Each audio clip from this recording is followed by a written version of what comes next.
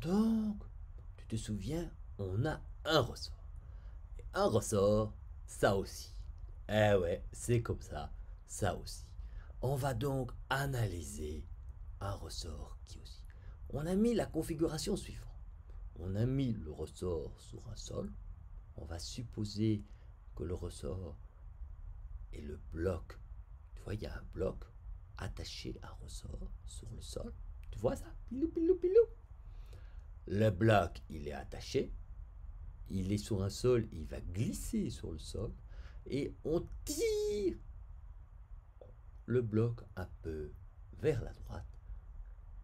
Et on va le lâcher. Bon, on va analyser ça en détail.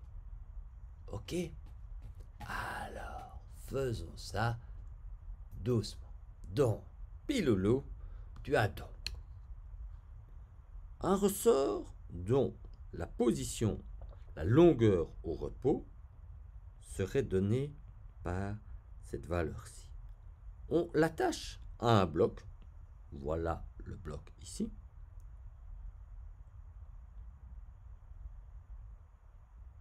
Et donc, on étire le ressort. Donc, le ressort, il est étiré. Ça veut dire... Hop, ok. Alors, comme il est étiré, il n'est pas content. Il applique une force F, R sur notre bloc. Ok. Quelles sont les autres forces qui s'appliquent sur le bloc? Ben, il y a la réaction du sol, N, qui s'oppose à la force de gravité mg. Ok? Alors, on est d'accord, l'allongement du ressort, il est donné, ceci c'est x est égal à 0, donc l'allongement du ressort, il est donné par ce vecteur x. Et on suppose donc, je vais le noter encore ici, que le bloc glisse parfaitement sur le sol, donc il n'y a pas de frottement, parfaitement sur le sol. Voilà, voilà, voilà. Ok.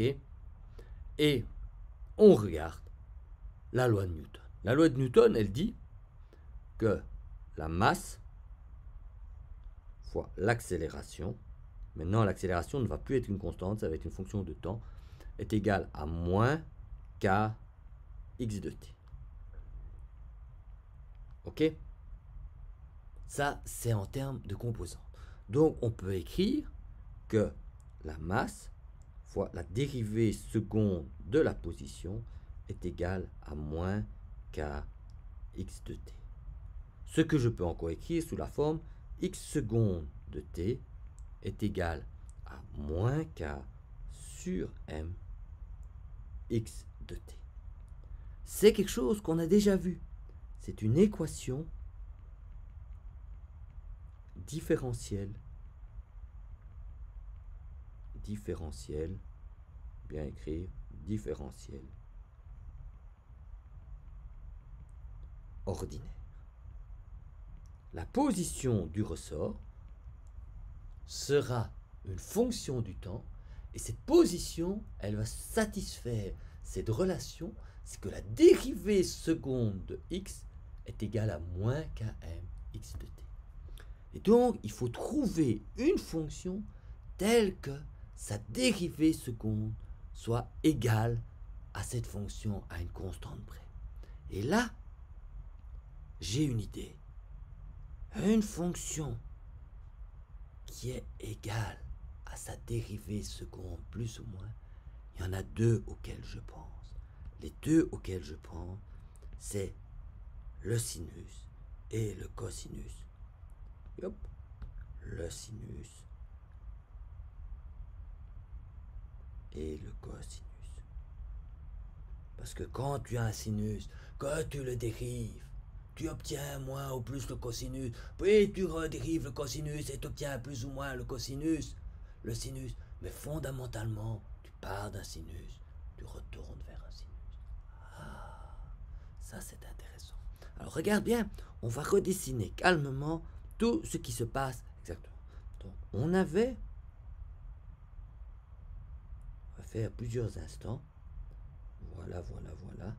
Pour essayer de comprendre ce qui va se passer. On avait donc un ressort dont la longueur au repos est donnée par cette droite que je vais mettre en assuré. Voilà, ça, c'est le ressort qui est au repos. On n'a pas tiré dessus, c'est sa position naturelle. Voilà. Alors, on va tirer sur le ressort, on va l'allonger et on va l'attacher à un bloc. Et on va lâcher le bloc.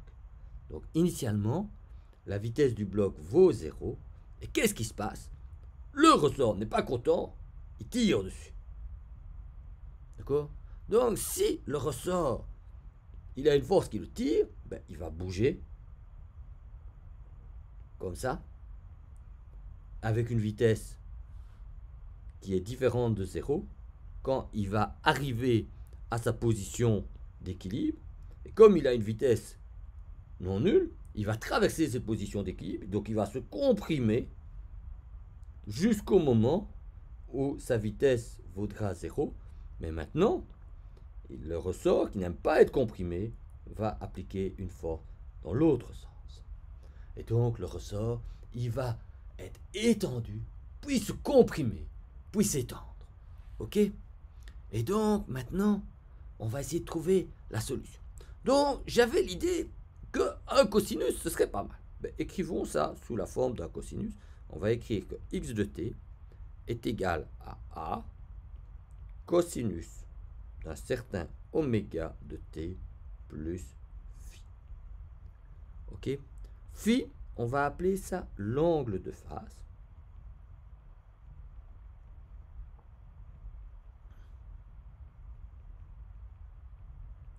Et a, on va appeler ça l'amplitude. On va dériver ça. Alors, si tu dérives un cosinus, tu vas obtenir moins un sinus. Donc, tu vas obtenir moins a. Mais attention, il y a oméga, donc tu vas obtenir oméga sinus oméga de t plus phi. Et puis, si tu dérives x', tu vas obtenir x seconde. Et tu vas maintenant obtenir moins a oméga au carré cosinus oméga t plus phi. Et tu vois bien que la dérivée seconde, c'est la fonction à un facteur près. Et ça, c'est rien d'autre que moins oméga carré x de t. On en déduit immédiatement que pour que on ait la bonne expression, il faut que oméga carré soit égal à k sur m. Et donc, on a oméga qui est égal à k sur m. On va appeler oméga la fréquence ou la vitesse angulaire. Et on va mettre un petit cadre autour de ce résultat. Voilà, voilà. Ok? Bon, on va encore un peu analyser notre ressort qui bouge. Donc, on va reprendre ce dessin. Voilà. Et on va analyser plus en détail tout ça. Voilà, voilà. On a le dessin. Ok? On a la solution. Je répète, la solution, on l'a écrit comme étant x de t est égal à a cosinus oméga de t plus phi. Ok? On avait que oméga était égal à radical de k sur m. Et j'avais dit que ceci, c'était la fréquence ou la vitesse angulaire. Voilà. Ok? Alors, qu'est-ce qu'on sait? On répète un petit peu. A,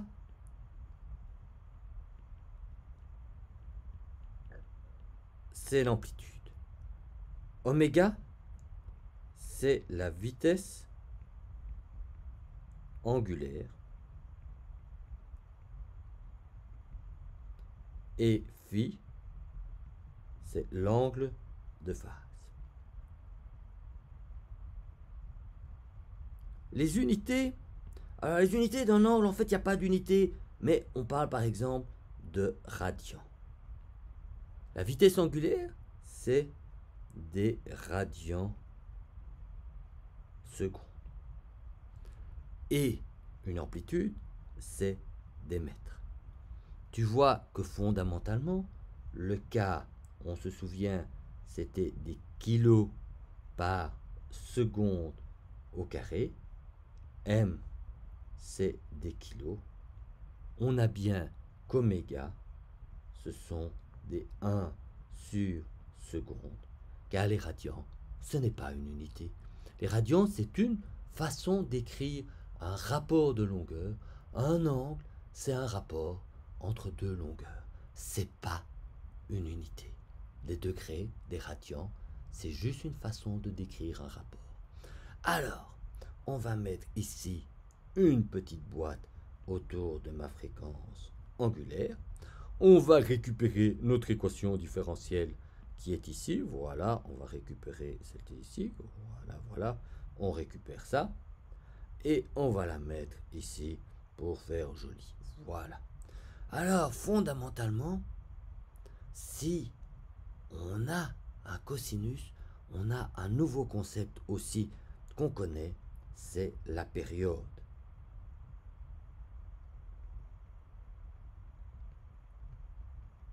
Et la période, c'est le temps entre le moment où on revient à la position initiale, et il est défini comme 2pi radical de m sur k, ou encore 2pi sur oméga.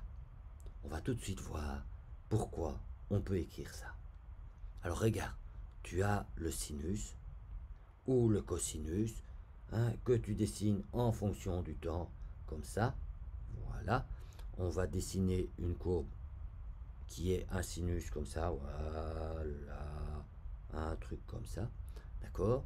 Et bien fondamentalement, quand on part de ce point-là, qu'on revient à ce point-là, on a fait une période. Donc celui-ci, c'est t est égal à 0. Et celui-ci, c'est t est égal à grand T. Donc cette longueur-ci, c'est la période. Et grand T, c'est quoi? C'est 2pi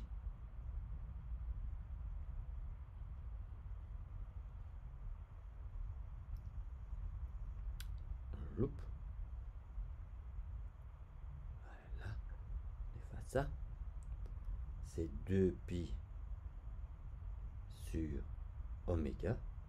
Et tu vois bien que quand je prends 2pi sur oméga, que je le multiplie, ça correspond à avoir fait un chemin de 2pi en termes d'angle. J'ai passé à un changement d'angle de 2pi, puisque si je multiplie ça par oméga, j'obtiens bien 2pi. Et si je multiplie ça ici par oméga. Ok? Donc tu as bien le truc. Bon, alors pour faire ça propre, on va le mettre comme ça. Ça va? Et donc ici, on a t est égal à grand T. Et quand t est égal à grand T, on est passé d'un angle oméga t à un angle qui vaut 2pi. Ok? Donc la période, ça permet de spécifier si on a un signal à haute fréquence, à basse fréquence, à fréquence intermédiaire. Ça décrit les oscillations. Et donc maintenant, on a notre mouvement dit harmonique. Alors tu vois, on a regardé le mouvement harmonique, il obéit à l'équation harmonique. Tu observes bien qu'ici, j'ai cette fonction-ci, que je retrouve ici, quand j'ai des dérivés 2 fois, et que je retrouve là, tu vois ça? Et j'ai bien mon mouvement harmonique, je récapitule tout ici, l'amplitude, la fréquence ou la vitesse angulaire, l'angle de phase, et tout ça caractérise mon mouvement. Alors, on va faire un petit exercice, mais avant, récapitulons une fois. Nous avons la période, nous avons la fréquence. La fréquence, c'est quoi? C'est l'inverse de la période. Et puis, nous avons la fréquence angulaire ou la vitesse angulaire qui est oméga.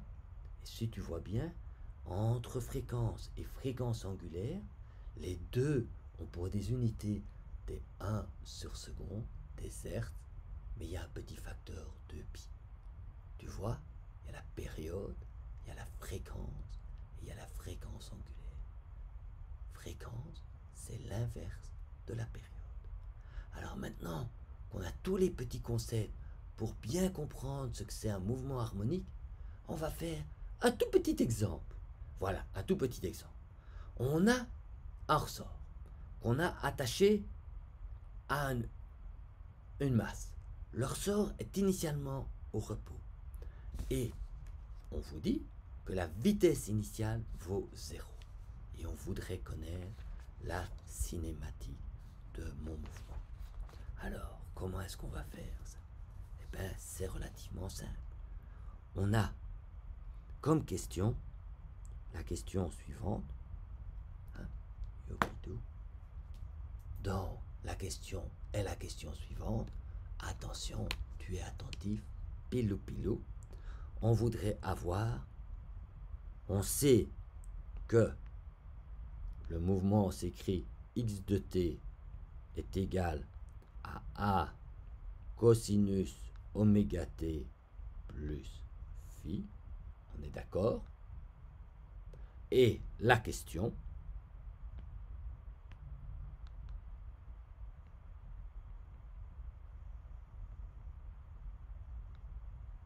que valent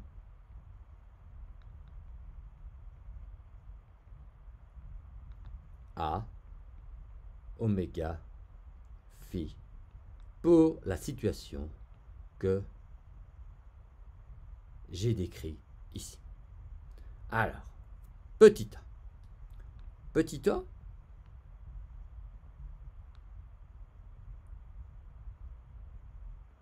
tu sais que oméga est égal à radical de k sur m. K, tu vois qu'ici ça vaut 10. La masse vaut 0,1. Donc, tu fais la racine carrée de 100 et donc tu obtiens que ça vaut 10 radians secondes.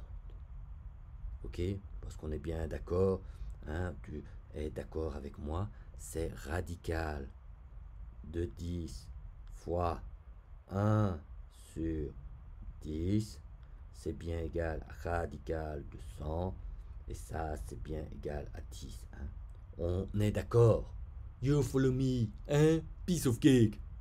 Bah, alors on a fait cette première étape, on est content. Pilou pilou, là, on est content, voilà. On a fait la première, c'est pas joli, on va le faire en noir. Black ou you, là, on a fait la première étape du calcul. Bon, maintenant, la deuxième étape. La deuxième étape. Bon, j'ai plus beaucoup de place sur le transparent, donc je vais enlever ma tête, sinon on ne sait plus rien voir. Pilou! Non, pas là, comme ça. Voilà, pilou pilou. Alors, petit 2. Voilà, voilà. Tu sais que x de 0 est égal à 0. La position au temps initial. Donc, tu sais. Alors, quand est-ce que le cosinus vaut 0? Ça signifie que oméga de t plus phi est égal à pi demi. Mais t vaut 0. Donc, ceci est égal à 0. Et donc, tu en déduis que phi est égal à pi demi. Ah, on a maintenant oméga et phi. Et il nous reste à trouver petit a. Mais tu vas voir, petit a, c'est la troisième condition qu'on va chercher. C'est petit 3. Voilà. Et petit 3, on fait quoi? On sait que la dérivée de x en 0 est égale à moins 3. Eh bien, on va dériver. Donc, la dérivée, c'est a moins a oméga sin de oméga t plus phi est égal à moins 3. Or, je sais qu'oméga t vaut 0. Je sais que celui-là est égal à 10 et que celui-là est égal à pi demi. Sinus de pi demi, ça, c'est égal à 1. Donc, on en déduit, piece of cake, que moins 10a est égal à 3. Donc, on en déduit que a est égal à 0,3. Ok? Donc, on peut faire une petite boîte. C'est un peu compliqué de mettre la boîte, on va un peu bouger le truc pour pouvoir faire une jolie boîte. On va mettre tout par là comme ça, voilà, voilà. Et on va faire une jolie boîte comme ceci. Là, voilà, voilà, comme ça, ok. Et on a la solution finale. La solution finale, voilà, c'est que x de t est égal à 0,3 cos de dt plus pi demi. Et tu vois, c'est piece of cake. C'était facile comme tout. Et donc, voilà, on peut maintenant doucement conclure notre podcast. Tu vois, c'était pas bien compliqué. Les mouvements, il y a des fréquences angulaires, des amplitudes, et quand on doit faire un petit calcul, c'est piece of cake. Easy game. Tu vois, tu vas y arriver. Alors, au prochain épisode, on va faire des trucs à fifrelin plus compliqués. Reste attentif. Prochain épisode, il arrive juste après.